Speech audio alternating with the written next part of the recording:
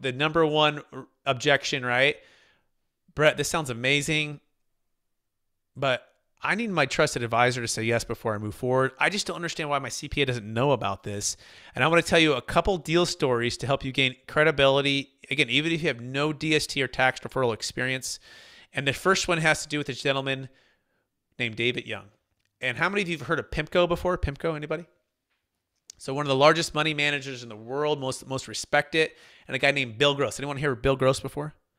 Okay, Bill Gross, really smart. Well, Bill Gross' right-hand man was David Young and about 4 other guys. And they took PIMCO from $80 billion to $1.2 trillion over like a 15-year period. They all retired. David and his team get a little bit bored after retiring for this big payday, and they form a group called Anfield Capital out of Southern California. And guess what? They get approached with the Deferred Sales Trust about 3.5 years ago. And like most people, they're very skeptical, right? And you can imagine these guys, they're managing money for some of the large endowments, sovereign wealth, and pension funds. They get approached from people all the time trying to sell them their tax thing to get access to their clients. So they're very cautious, right?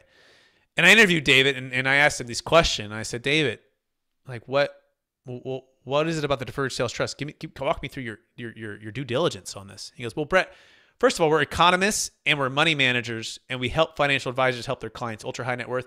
So by nature, we do a lot of due diligence. And by nature, we're very cautious, okay? Very conservative on our approach, okay? And he said, we did a 2-year due diligence.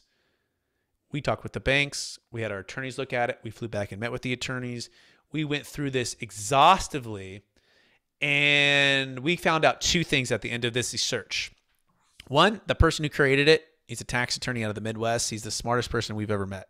By the way, he's the smartest person I've ever met too.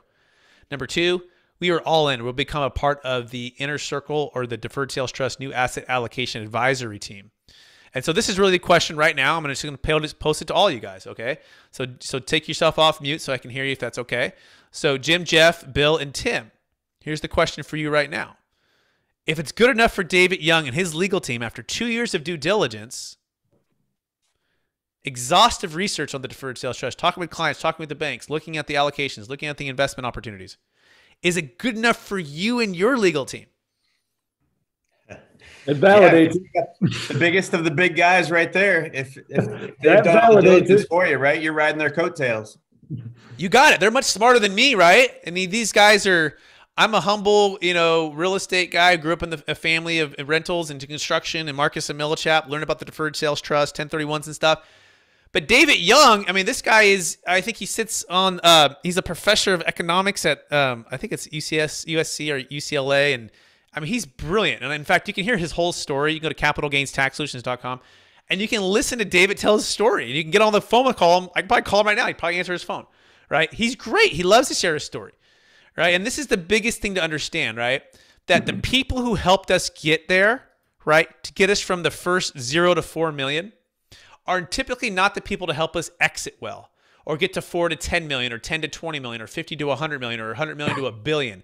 It's going to take you as the seller or you as the business professional being open-minded enough to say, I'm going to trade the joy of being right or having my CPA think that he knows all the answers to all the questions for the joy of what's true, right? And leaning on and being open-minded enough to see who is it that I can lean on with experts who have done due diligence already, and it's right here available that you can talk with, pick up the phone, talk with our clients, do the thing. By the way, thousands of closes, billions under management, a dozen no-change IRS audits. It's literally batting 1,000. But guess what? It's tough for people, right? And you can understand this because they're selling their asset for $4 million, and you're asking them to trust somebody named Brett on a podcast, on a YouTube channel about millions of dollars of their net worth and their clients' net worth. Now, here's the good thing. We work with third-party financial advisors, right? So it's not just trusting Brett. And then, of course, there's the tax legal team, and there's the bank, and there's David Young, and there's a lot of other people, and the funds never move without their signature or their approval, and there's all these checks and balances in place and all of these things, right?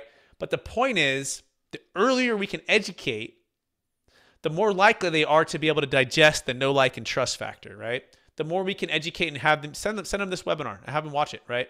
The more they can start to become believers, right? And not just skeptics. But you can't blame them for being skeptics. I was a skeptic too. I looked at Robert when he presented in '09 saying, this is crazy. But I was open-minded enough to say, you know what? I'm going to give this thing a shot. I'm going to see if it's really real. I'm going to talk with the clients. I'm going to start sending deals, which leads into the second story, okay? The second story, which is this. This is Cal Garvin.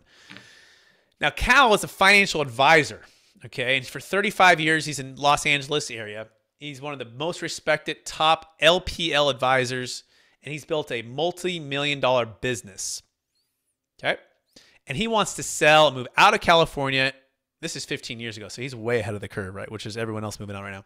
It's like, we want to get to the Midwest. We want to get out of here. We're done with California. But my practice is in Southern California, and if I sell, I'm going to get hammered with capital gains tax. And like a lot of people, you know, he gets approached with a lot of things. Guess what? He gets approached with the Deferred Sales Trust. I go, oh, this is too good to be true. This is too good to be true. I'm not sure this thing is legal, but here's the thing. He's a really smart guy, but he'd be the first one to tell you his wife is even smarter. In fact, she worked for the Secretary of Treasury as like a G4 attorney. It's like a G, you know, like a 5-star or 4-star general. Like that's kind of like this equivalent that she was way up there for over 20 years. In fact, there were certain times where she's with the IRS and they're looking at stuff that people shouldn't be doing. And so he goes home one day. He's like, honey, I got this thing that I heard about. And I'll tell you what, you know, if you say no to it, I told you when we got married, I'll never, never, never do something that you don't feel good about. But if you look at this thing, what it means is we get 10 years back of our life, meaning what our practice would have to sell for after tax would take me 10 years to build it up to. Versus if this thing works, we can sell today and pre-tax roll it all into the Deferred Sales Trust. He goes, but if you don't feel good about it, I don't mind. I'm going to go back to work. No problem. But would you do me a favor? Would you take this and go and look at this thing with your expertise and the people that you know and you work with? So he said, sure, honey, I'll do it. I don't know if you guys seen the show Suits. Anyone see the show Suits? Okay, and there's like Mike is the young guy, and there's like is it Harvey? Harvey, you want to see that? It's a really cool show. Anyways, there are these big power attorneys, and they walk in with their papers, and they like slam them on the table. Like it's like at the end of like the episode, like see, and they like, you know, they do like the lawsuit, and it's always like this, you know, dramatic thing. Anyways, he goes, it was like slow motion, Brett. She came in through the door. It's like a movie. She opens the door, and I'm sitting in my home office, and she comes in. And she puts the papers on the table. And she didn't slam them on the table. But she said 2 words to me that changed our lives forever. She says, it's legit. He goes, that's all I needed to hear. I went from too good to be true to not sure it's legal to 100% all in. I said, Cal, will you come on my show and tell me all on this podcast? He goes, no, Brett. But anyone who wants to call me, I will talk to them. Okay? Who's a serious candidate that's working with you and Robert? No problem. And so here's the question, Jim, Jeff, Bill, and Tim. Same question as David Young question.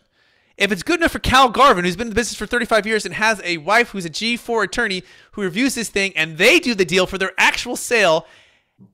And by the way, he also told me this. He goes, Brett, but before they call me, here's what I want you to tell them. Tell them this. Do you think my wife and I, her 20 years in the government, my 35 years in financial finance, do you think we would ever put our financial legacy and our future at risk with something that we didn't believe was 100% legal and it worked? I said, no, I don't think so, Cal. He goes, yeah, make sure you tell them that before they call me, okay? But so Jim, Jeff, Bill, and Tim, if it's good enough for Cal Garvin and his wife, is it good enough for you? Just give me a thumbs up or give me a yes. All right, absolutely. I got thumbs up, and you can call Cal, okay? So these are the 2 stories, okay?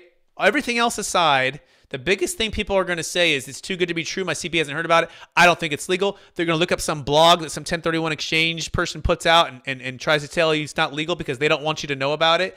They're going to try to poke holes in this, but literally it's perfect, okay? It's perfect. And it really becomes easy after this, okay?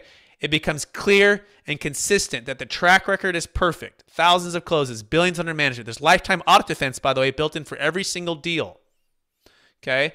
And it's works as long as you work with professionals and know what they're doing, which is what we do here at Capital Gains Tax Solutions. So what is this step? Well, step